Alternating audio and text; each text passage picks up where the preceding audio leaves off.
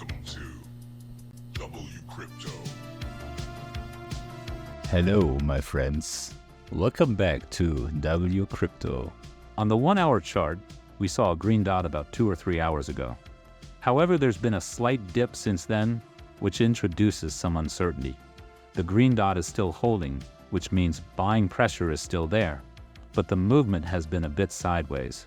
For those of you who like to take more aggressive trades, this could still be a short-term opportunity, especially if you're already in the market. Now, let's check the lower time frames, like the 15-minute chart. I know that's more for degenerate trading, but there's something important to note here.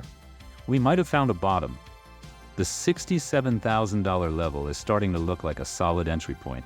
You can see that the price waves are getting smaller, and that usually signals that the downtrend is losing steam. There are also multiple bullish divergences since the recent price dump. This is another good sign for a potential reversal. Based on what I'm seeing, I think this is a good entry point for those who want to capitalize on the current price action. If you want to play it ultra safe, you can set a stop loss around $66,700 or $66,500. This stop loss placement coincides with the downtrend that broke in mid-October, a breakout that has been building since March this year. This level is showing strength, and I expect it to act as strong support going forward.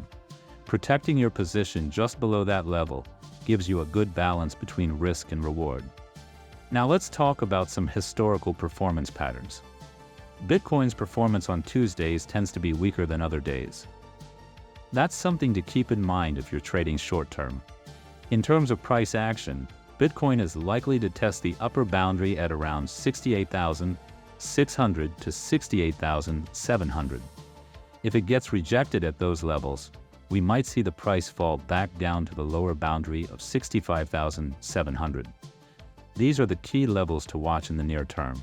If we zoom out to the 5-day chart, the median of the 5-day exponential moving average supports the idea that there is still more upside potential.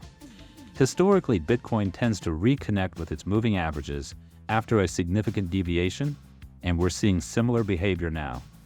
As long as Bitcoin holds above the 5-day median, which is around 66,200, the bias remains bullish. Looking ahead, October and November have historically been strong months for Bitcoin. October in particular, on average, is closing 21.49% positively.